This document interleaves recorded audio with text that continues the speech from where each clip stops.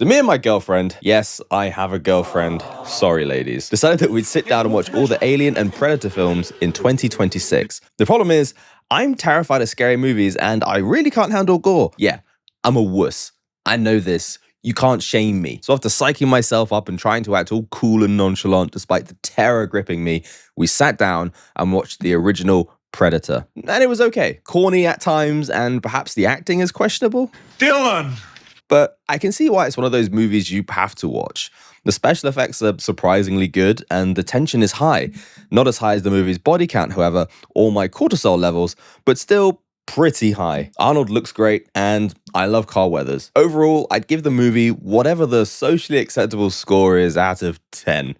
I'm not looking for a fight here. And the following weekend, we sat down again and watched Predator 2. And my God, it is incredible. I loved everything about it. I loved the setting, the gang wars, the protagonists, the supporting cast, Bill Paxton, the big silver guns with laser sights, the boxy suits and wide trousers, the fact that Gary Busey gets cut in half, all of it. But there was one shining character in the movie, one man who shone brightest out of all the things I enjoyed, and that was Danny Glover's Lieutenant Mike Harrigan. But before we get into that, please do like and subscribe. I'm nearly at 1,000 subs and I would appreciate it tremendously. Thank you in advance. Harrigan is a police officer in 1997's LA who's dealing with gang wars and those pushy bureaucratic higher-ups, all in the midst of a record-breaking heat wave. To say the whole situation right now is extreme would be an understatement. So when you throw in a new player who's going around skinning gangsters and taking heads and spines, it's fair to say that Lieutenant Harrigan is pretty up against it, which is sort of the soul of this movie. Harrigan is just a guy running around LA doing his best to stop the city from destroying itself. And he's doing a pretty good job. He's volatile and violent, sure, but who wouldn't be in that situation? He's like a one-man army, and that's how we're introduced to him. In the very first scene, he drives his way into a shootout between police and gangsters, assesses the situation, then plows a car straight onto the scene, shoots everybody up, and gains the attention of a predator who was watching the whole thing. Harrigan then somehow perceives the presence of this cloaked hunter, which catches it off guard, and that begins this cat and mouse chase between the two of them for the rest of the film. It's sort of an incredible setup. We instantly get the measure of Harrigan, and we can understand why he makes for an intriguing quarry for the city hunter. If you haven't worked it out by now, then let me put it clearly. This video is going to be about how awesome Harigan is, so you've been warned. Also, I'm only up to Predator 2, so I have about that much knowledge and not much else, so bear with me as some of the things I say now don't stand up to scrutiny after a couple more films. Retcons can make you look like an idiot. But back to it. Harrigan is a burnt-out action hero full of one-liners and attitude. He's overworked to hell, and all he wants to do is his job with as little interference as possible. I don't find him particularly endearing or even that complex of a character, and that isn't actually a bad thing. What he is tough, heroic, and desperate for a fight, which he gets plenty of, human and alien alike. Early on in the film, Harrigan's childhood friend and partner, who also went through the academy with him, wonderful cliche by the way, is killed and mutilated by the city hunter. This gives Harrigan all the motivation he needs to find his friend's killer and bring him to bloody justice. He's joined by new guy Jerry, the Lone Ranger, and established team member Leona, both of whom have also become targets of the Predator. So with a team to look out for, a murdered best friend, feds getting in the way, and a city on fire, Harrigan is on full-time action mode, and everyone and anyone can catch these hands, which is a trait of Harrigan's that is absolutely essential and explains how he's able to survive. To put it simply, he's absolutely manic. He knows he's being pursued by some sort of invisible killer that's taunting him and killing his friends. He's sure that the government agents that are on his turf are doing something shady or no more than they're letting on. And again, I have to emphasize this, he's just one guy, a very sweaty and panicked guy, but hey, so would you and I be in the middle of this crazy heatwave gang war. And to go back and speak about Harrigan's friends, let's talk about my second favorite character in the film very quickly, Bill Paxton's Jerry. Jerry is a bit of a loudmouth, thinks he's the funniest guy in the room. That's because he is. So I go in for my physical, right? And the doctor says, I need a semen, stool, and urine sample. I say, gee, doc, I'm in a big hurry. Can I just leave my underwear? But he's also action hero material himself, having had pushed for transfer to this precinct despite the on-the-streets war that's taking place, which is something that deservedly concerns Harrigan, who gives him the speech regarding working together as a team very early on. Ball swings both ways. Shout out Jerry. He goes out like a legend, and I guess he's been forever immortalized in a trophy room somewhere in space. Good on him. Back to Harrigan, and I just want to rattle off some of the crazy, insane shit he does in this movie, so here we go. He drives a car into a shootout, uses it as a barricade, and kills all these gangsters, which I covered earlier, so I hope you were paying attention. Chases a predator through the subway and streets with the intention of killing it.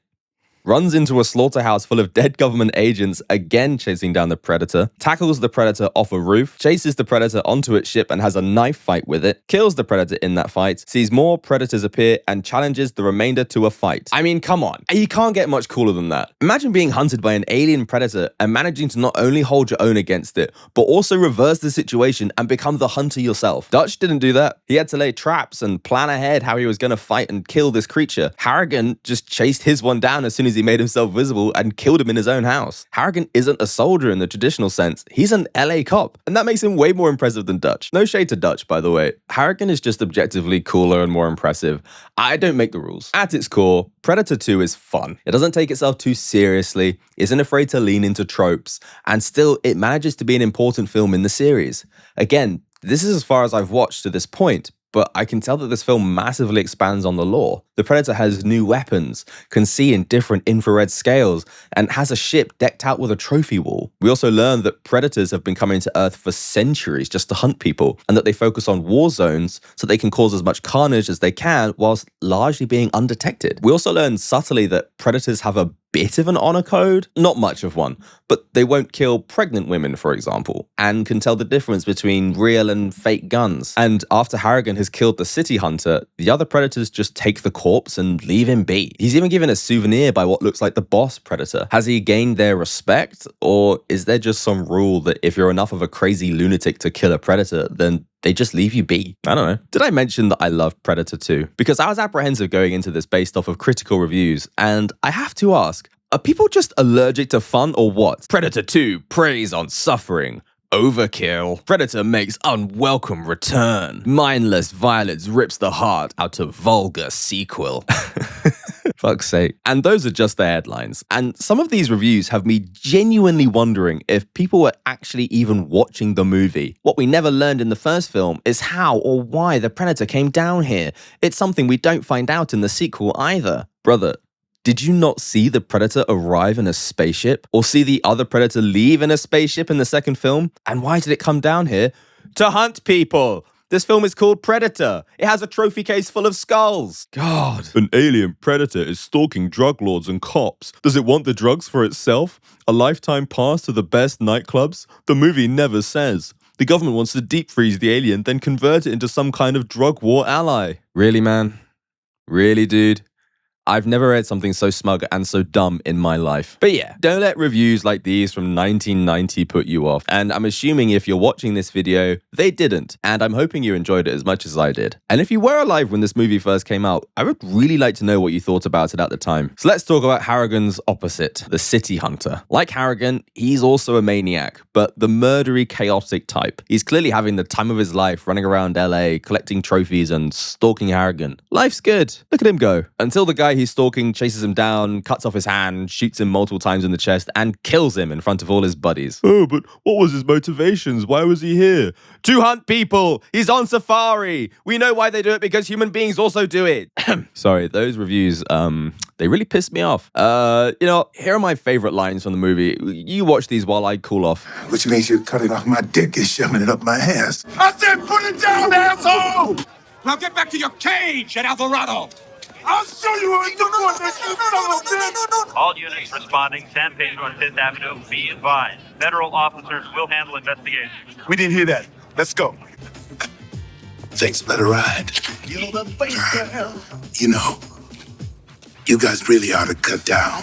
You ruined everything. Fuck yourself. You're one ugly mother.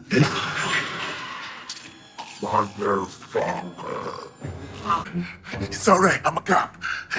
I don't think he gives a shit. Okay. Who's next? Whew. Great stuff. At the end of the day, am I going to rewatch the original Predator? Probably. Will I rewatch Predator 2? Abso-fucking-lutely. Personally, it's way more my speed, and I'm sure I'll continue to enjoy watching it over and over. And hey, if Predator 1 is more your thing, then good for you. Let's be friends. Yeah, I'm excited to continue with this franchise and also start watching some Alien films. Pretty scared of those, but we move. Where do you rank Predator 2? What other movies have I potentially been missing out on? And should/will Lieutenant Harigan return in future Predator movies? I think he might. As always, guys, stay safe. Say hi to your mum for me, and peace.